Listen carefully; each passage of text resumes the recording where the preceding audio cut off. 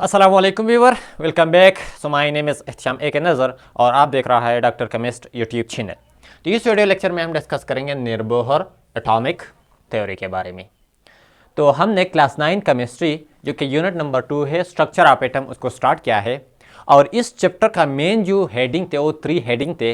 Number first history, number second isotope और number third electronic configuration. सबसे पहला जो हेडिंग था, जो मेन टॉपिक था वो हिस्ट्री था और हिस्ट्री को हमने स्टार्ट किया था। अभी तक हमने हिस्ट्री में Democritus, Dalton atomic theory and Rutherford atomic model इसको हम कवर कर चुके हैं। अब हम डिस्कस करेंगे इस वीडियो लेक्चर में नीलबोहर एटॉमिक थ्योरी के बारे में।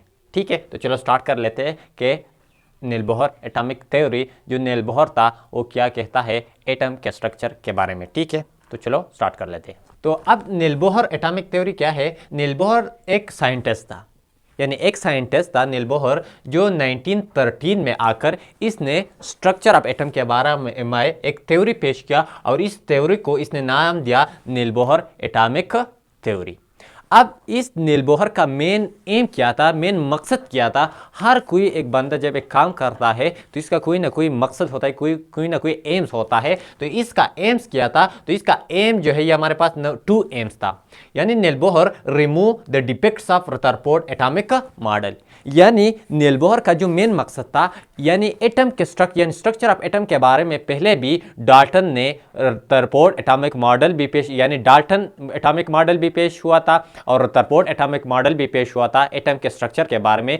लेकिन नीलबोहर का जो मेन मकसद था, यानी रदरफोर्ड ने जो अपना एटॉमिक मॉडल पेश किया, इसमें जो डिफेक्ट्स थे इसको रिमूव करने के लिए इसने अपना एक थ्योरी पेश किया। तो मेन एम्स क्या था? To remove the defects of Rutherford atomic model, यानी रदरफोर्ड एटॉमिक मॉडल में जो डिफेक्ट्स थे, जो कमी थी, उसको निकालने के लिए इसने अपना एक थ्योरी पेश किया जिसको नीलबोहर एटॉमिक थ्योरी कहते हैं।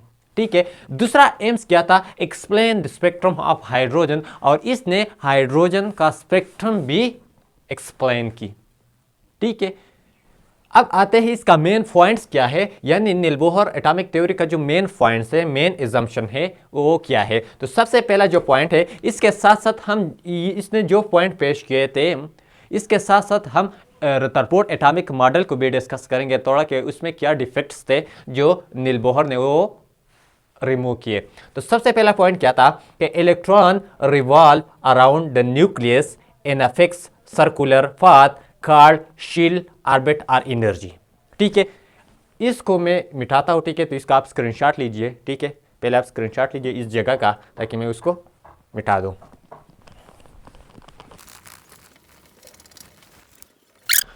तो पहला पॉइंट क्या था? तो पहला पॉइंट ये था कि हमारे पास जो इलेक्ट्रॉन होता है, नीलबोहर ने कहा कि हमारे पास शील्ड्स है, ये हमारे पास न्यूक्लियस है और न्यूक्लियस के इर्द गिर्द इस तरह सर्कुलर पाथ होते हैं। इस सर्कुलर पाथ को इसने नाम दिया किसका? शेल्स, ऑर्बिट या एनर्जी। यानी इसको आप शेल भी कह सकते हैं, इस तरह आप इसके साथ साथ ऑर्बिट भी कह सकते हैं और इसको आप एनर्जी लेवल भी कह सकते हैं। ठीक है, तो हमारे पास जो इलेक्ट्रॉन होते हैं वो इस शील में घूमते हैं। ठीक है, यानी यहाँ पर हमारे पास इलेक्ट्रॉन प्रेजेंट होते हैं, तो सारे इलेक्ट्रॉन जो होते हैं इस शील में रिवॉल्व करते हैं।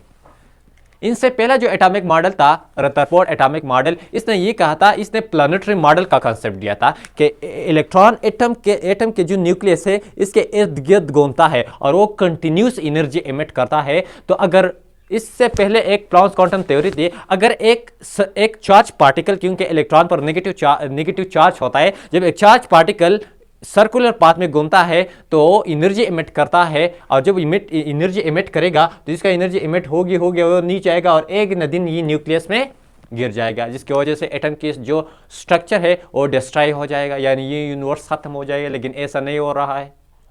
तो इसने ये कंसेप्ट दिया कि इलेक्ट्रॉन जो होता है ये एटम के न्यूक्लियस के इर्द गिर्द घूमता है, लेकिन ये हमारे पास एक सर्कुलर पाथ में घूमते हैं और इस सर्कुलर पाथ को इसने नाम दिया शील्ड, ऑर्बिट और एनर्जी लेवल का। इसको आप शील्ड भी कह सकते हैं, एनर्जी लेवल भी कह सकते हैं और आप ऑर्बिट भी कह सकते हैं। ईच एनर्जी लेवल हमारे पास फिक्स्ड एनर्जी होगी, इसका एनर्जी फिक्स्ड होगी, इस तरह इसका एनर्जी भी फिक्स्ड होगी और इस तरह इसका एनर्जी भी फिक्स्ड होगी। इसका मतलब ये नहीं है कि इसका एनर्जी 10 किलो जूल पर मोल होगी तो इसका एनर्जी भी 10 किलो जूल पर मोल होगी, इसका एनर्जी भी 10 किलो जूल पर मोल होगी। यानी इस शील का एनर्जी इस शील के एनर्जी से डिफरेंट होगी, इस शील का एनर्जी इस शील के एनर्जी के डिफरेंट होगी, लेकिन ओवरऑल इस शील का एनर्जी हमारे पास क्या होंगी, सेम होंगी। और इस शील का जो भी एनर्जी है वो इस इलेक्ट्रॉन का एनर्जी भी होगी। ठीक है, तो पहला पॉइंट ये था कि जब हमारे पास इलेक्ट्रॉन न्यूक्लियस के इर्द गिर्द घूमता है तो एक फिक्स सर्कुलर पाथ में घूमते हैं और इस फिक्स सर्कुलर पाथ को इसने शेल, ऑर्बिट और एनर्जी लेवल का नाम दिया। अब दूसरे पॉइंट क्या था नील बोहर एटॉमिक थ्योरी का, the energy of an electron is in an orbit is directly proportional to its distance from the nucleus. मतलब क्या कि जब आप इस न्यूक्लियस से दूर जाते हैं शील यानी ऑर्बिट से, तो इसका एनर्जी इस शील की एनर्जी से कम है, तो इसको आप कहते हैं N1। ये हमारे पास N1 है, ये हमारे पास N2 है, ये हमारे पास N3 है।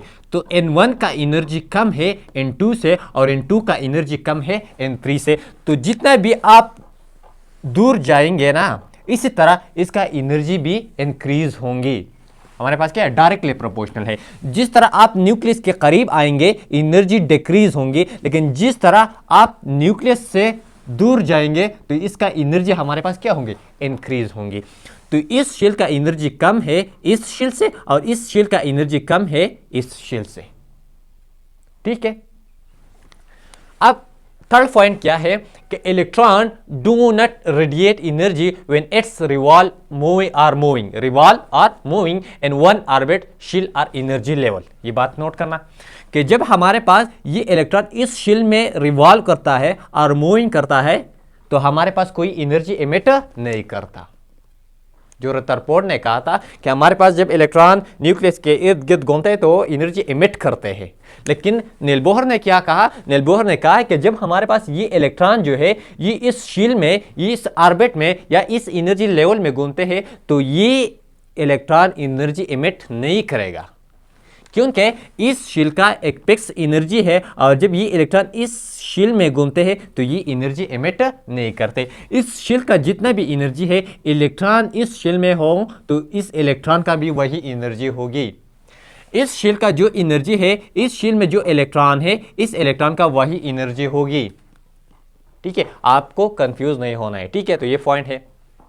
चौथा पॉइंट क्या है कि हमारे पास डिफरेंट स्टेट होते हैं। फॉर एग्जांपल ये हमारे पास होते हैं लोअर एनर्जी, इसको हम लोअर एनर्जी लेवल कहते हैं। इसको हम लोअर एनर्जी लेवल इसलिए कहते हैं कि इसका एनर्जी क्या है, कम है। तो इसलिए फॉर एग्जांपल ये हमारे पास फर्स्ट शील है, अगर n इज इक्वल टू 1 तो ये हमारे पास ये बनेगा, अगर n इज इक्वल टू 2 है तो ये हमारे पास ये बनेगा।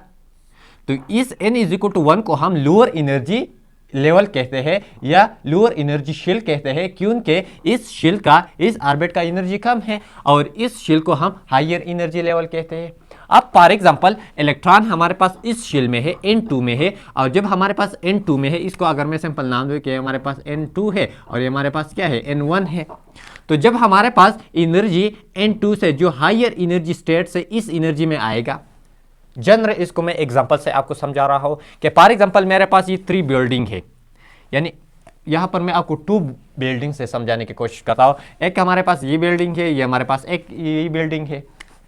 इस बिल्डिंग में रहने के लिए आपको 100 रुपए की जरूरत है, आपके पास 1000 रुपए होने चाहिए, और इस बिल्डिंग में रहने के लिए आपको 500 रुपए की जरूरत है, यानी आपके साथ होनी चाहिए। अगर आपके साथ 500 रुपए है तो आप इस बिल्डिंग में रह सकते हैं, अगर आपके पास 1000 रुपए है तो आप यहां पर रह सकते हैं। अब आप कहते हैं कि मैं इस बिल्डिंग से इस बिल्डिंग में आना चाहता हूं, तो आपके पास 1000 है तो 1000 में से आपको 500 किसी और को देने पड़ते हैं, आपको किसी और देने को पड़ेगा। यानी अगर आप 1000 में से 500 किसी और को देंगे तब आपके पास 500 रहेगा, और 500 जब रहेगा तो आप इस बिल्डिंग में रह सकते हैं। तो इसी तरह अगर इलेक्ट्रॉन इस एनर्जी लेवल में है, इस एनर्जी लेवल में अगर है तो इसके साथ एनर्जी ज़्यादा है, तो अगर इलेक्ट्रॉन इस एनर्जी लेवल से इस एनर्जी लेवल में आते हैं, यानी हायर एनर्जी लेवल से लोअर एनर्जी लेवल में आते हैं, तो इसके साथ जो एक्स्ट्रा एनर्जी है वो इमिट करेगा, तो हमारे पास क्या होगा, रेडिएट एनर्जी। तो जब हमारे पास एक इलेक्ट्रॉन हायर एनर्जी लेवल से लोअर एनर्जी लेवल में आते हैं, तो ये हमारे पास एनर्जी क्या करेगा, इमिट करेगा। और इसी तरह आप ये भी समझाते हैं कि अगर आप इस बिल्डिंग में रहते हैं और आपके दिल में ये ख्वाहिश आ गई कि मुझे इस बिल्डिंग में रहने हैं, तो आपको किसी और से 500 कर्ज लेने होंगे ताकि आपके साथ 1000 पैसे बराबर हो जाए, तब आप इस बिल्डिंग में रहेंगे। तो इसलिए जब ये यहाँ पर अगर हमारे पास इलेक्ट्रॉन है, ये वाला अगर यहाँ पर हमारे पास इलेक्ट्रॉन है और ये इस लोअर एनर्जी लेवल से हायर एनर्जी लेवल में आएगा, तो ये एनर्जी एब्जॉर्ब करेगा, तो एब्जॉर्ब एनर्जी। तो इसलिए जब हमारे पास इलेक्ट्रॉन लोअर एनर्जी लेवल से हायर एनर्जी लेवल में चले जाते हैं, तो ये हमारे पास एनर्जी क्या करते हैं, एब्जॉर्ब करते हैं। ठीक है, तो ये एक पॉइंट था। फिफ्थ पॉइंट क्या था, electron stay only in an orbit and can not stay between two orbit. हमारे पास ये इलेक्ट्रॉन है, तो हमारे पास इलेक्ट्रॉन तो इस ऑर्बिट में रह सकते हैं, लेकिन इस ऑर्बिट के दरमियान यानी यहाँ पर हमारे पास इलेक्ट्रॉन नहीं रह सकते, क्योंकि इलेक्ट्रॉन रहने के लिए यानी कोई भी एक बंदा हो तो इसको रहने के लिए घर की ज़रूरत होता है, तो इस इलेक्ट्रॉन को रहने के लिए इस शील यानी इस ऑर्बिट की ज़रूरत है। ऑर्बिट के दरमियान ये नहीं रह सकते, एक ऑर्बिट में ही रह सकते हैं जिसका एक स्पेसिफिक एनर्जी होता है। तो ये पॉइंट था कि इलेक्ट्रॉन तो हमारे पास एक ऑर्बिट या शील या एनर्जी लेवल में रह सकते हैं, लेकिन दो एनर्जी लेवल के दरमियान नहीं रह सकते। The angular momentum of an electron is equal to the integral multiple of h divided by 2 phi। ये हमारे पास है, जिसमें m हमारे पास मास ऑफ इलेक्ट्रॉन है, इसमें सिर्फ नंबर ऑफ n हमारे पास नंबर ऑफ शील। अगर आप 1 फुट कर लेते हैं, n का मतलब 1 शील, n का 2 का मतलब सेकंड शील, n3 का मतलब थर्ड शील, तो इसको आपने चेंज करना है और इसका एक क्वांटाइज जो क्वांटिटी होता है वो बन जाता है। तो ये हमारे पास एंगुलर मोमेंटम है, जो ये हमारे पास इंटीग्रल मल्टीपल होता है h डिवाइड बाई 2 फाई का। तो इसमें हमारे पास जो m है ये मास ऑफ इलेक्ट्रॉन है, v जो है ये वेलोसिटी ऑफ इलेक्ट्रॉन है, r जो है ये हमारे पास रेडियस ऑफ ऑर्बिट है, और इसी तरह n जो है नंबर ऑफ शील्ड्स है जो इंक्रीज होते हैं, और h हमारे पास प्लांक्स कांस्टेंट होता है जिसका अपना एक वैल्यू होता है 6.63 मल्टीप्लाई बाई 10 की पावर -23 जूल पर सेकंड। ये इसका जो वैल्यू है प्लांक्स कांस्टेंट का।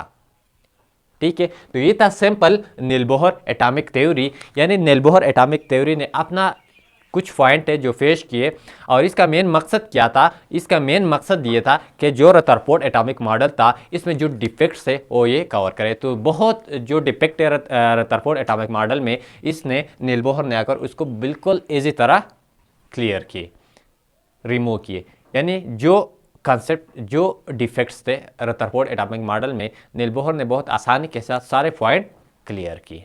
ठीक है, तो ये था हमारे पास नील बोहर एटॉमिक थ्योरी। ठीक है, तो जो लोग इस चैनल पर नया है, चैनल को सब्सक्राइब कीजिए, लाइक कीजिए और अपने दोस्तों के साथ ज़रूर शेयर कीजिए। And thank you for watching.